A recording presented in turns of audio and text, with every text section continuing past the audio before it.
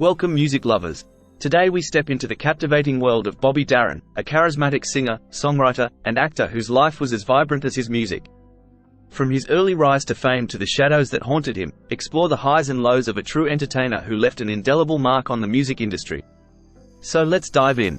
Bobby Darin was born Walden Robert Casotto on May 14, 1936, in the East Harlem neighborhood of New York City, United States of America.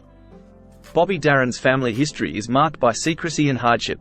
Born to a poor working-class Italian-American family in the Bronx, New York, Darin's maternal grandfather, Saverio Antonio Casotto, was of Italian descent, while his maternal grandmother, Vivian Fern Walden, referred to as Polly, had English, Danish, and Norwegian roots and was a vaudeville singer. Darin's mother, Vanina Juliette Nina Casotto, gave birth to him at the young age of 17, and with her mother, decided to present Bobby as her younger brother. Raised in humble circumstances, Darin's childhood was marked by financial struggles, with his mother relying on public assistance to care for him. It wasn't until adulthood that Darin discovered the truth. Nina, whom he believed to be his sister, was his biological mother, and the woman he thought was his mother was, in fact, his grandmother. The identity of his father remained a mystery for the entirety of Darin's life, as his mother chose to never disclose it, leaving Darin never knowing his paternal lineage.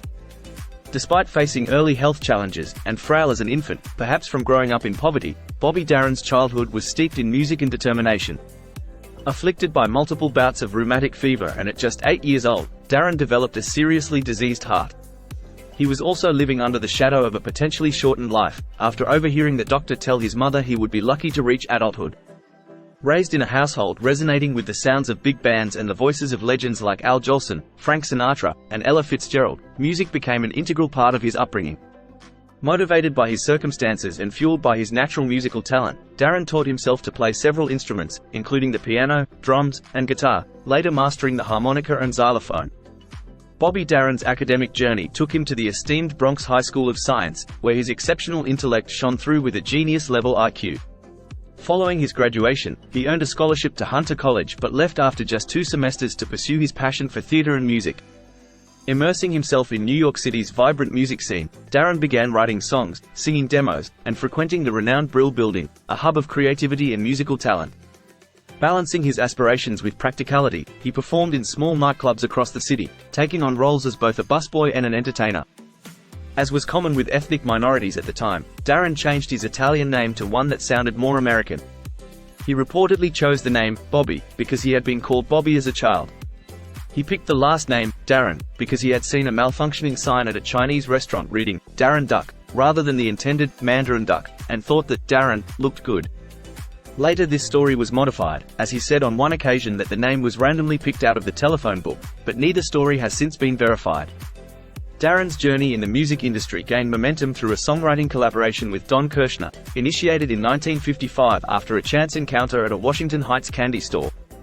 Together, they delved into composing jingles and tunes, beginning with Bubblegum Pop. Securing a contract with Decca Records in 1956, Darin stepped into a landscape where rock and roll was still finding its footing, lacking skilled producers and arrangers. Initially confined to recording conventional tunes favored by executives, Darin faced the challenge of standing out in a burgeoning industry. Despite his efforts, the tracks produced at Decca struggled to gain significant traction in the commercial realm. Part of the vibrant Brill Building songwriter community, Darin crossed paths with singer Connie Francis, co-writing multiple songs for her. Their professional collaboration soon evolved into a romantic entanglement, although it faced resistance from Francis's disapproving father. Despite their bond, with Darin proposing immediate elopement at one point, the relationship eventually unraveled. Reflecting on the past, Francis has since commented, not marrying Darin was a significant regret in her life. He left Decca to sign with Atco Records, founded by the legendary Ahmet Ertegun. After a few sessions there again with no success, the executives at Atco were about to drop him from the label. Ahmet personally intervened and decided to produce some sessions with Darin. The musical gods shined on them as a session on April 10, 1958 produced the song, Splish Splash, that would go to number 3 on the charts. The song Darin had written with DJ Murray the K, who bet that Darin could not write a song that started out with the words, Splish Splash, I was taking a bath, as suggested by Murray's mother, which they eventually shared writing credits with. The single, Darin's first successful foray into the rock and roll genre, sold more than 1 million copies.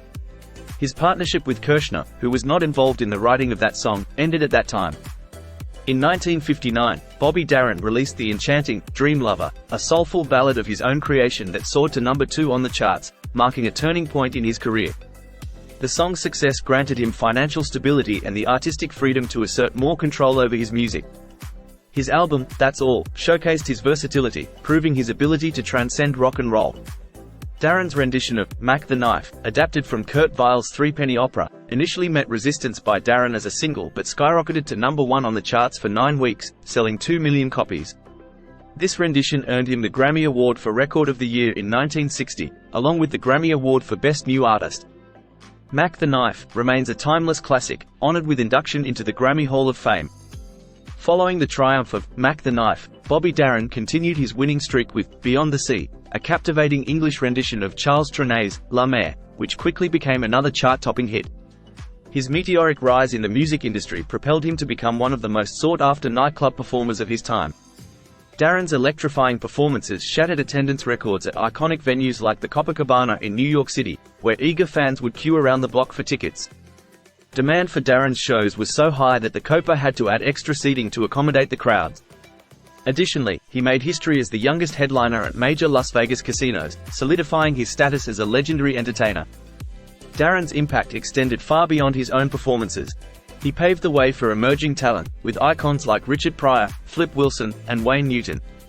Darin challenged racial segregation norms by insisting on having Nipsey Russell as his opening act at the Copacabana. In the 1960s, he founded TM Music, responsible for hit records like Under the Boardwalk and Good Lovin'. Darin mentored Wayne Newton, launching his career with Danky Shern, and influenced Roger McGuinn, who worked under him at TM Music before co-founding The Byrds. He produced albums for Rosie Greer and Jimmy Boyd, leaving an enduring legacy in the music industry. In 1962, Bobby Darin ventured into country music, delivering hits like Things, You're the Reason I'm Living, and 18 Yellow Roses. He joined Capitol Records that year but returned to Atlantic shortly after. Despite leaving Capitol in 1964, he scored his final UK hit with If I Were a Carpenter in 1966. Darin's music also featured in the 1965 Disney film That Darn Cat, with Things, sung by Dean Martin in the '67 TV special Movin' with Nancy, starring Nancy Sinatra. In addition to music, Bobby Darin pursued acting, starring in films and TV shows. In 1959, he appeared in an episode of Hennessy and later became the only actor signed to 5 major Hollywood studios. He starred in the movie Come September, 1961, alongside Sandra Dee, whom he married that year.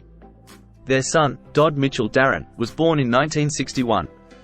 Despite a Golden Globe win for Most Promising Male Newcomer in 1962 and an Oscar nomination for Captain Newman, MD in 1963, Darin faced setbacks, like losing the lead role in West Side Story to Richard Beymer and missing out on The Hustler opposite Jackie Gleason due to scheduling conflicts with Paul Newman. In the 1960s, Bobby Darin became politically active, supporting Robert F. Kennedy's presidential campaign and being present with him at the Ambassador Hotel the day before Kennedy was assassinated in 1968. This event, coupled with the revelation of his true parentage when considering running for political office himself, led Darin to seclude himself in Big Sur. Returning to Los Angeles in 1969, he founded Direction Records, releasing folk and protest music. Darin's Simple Song of Freedom became a notable hit, and he appeared on TV variety shows. He later starred in his own variety shows on NBC, including Dean Martin Presents, The Bobby Darin Amusement Company, and The Bobby Darin Show, showcasing his enduring appeal.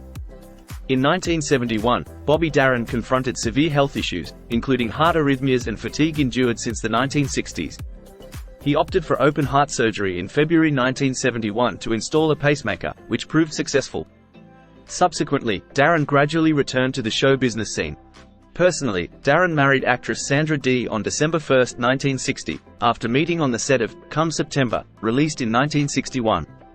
They welcomed their son, Dodd Mitchell Darin, on December 16, 1961. However, Dee's struggles with loneliness, exacerbated by Darin's work commitments, led her to heavy drinking and gambling. Also compounded by her pre-existing eating disorder and past trauma, including alleged childhood sexual abuse, their marriage became strained, marked by public conflicts.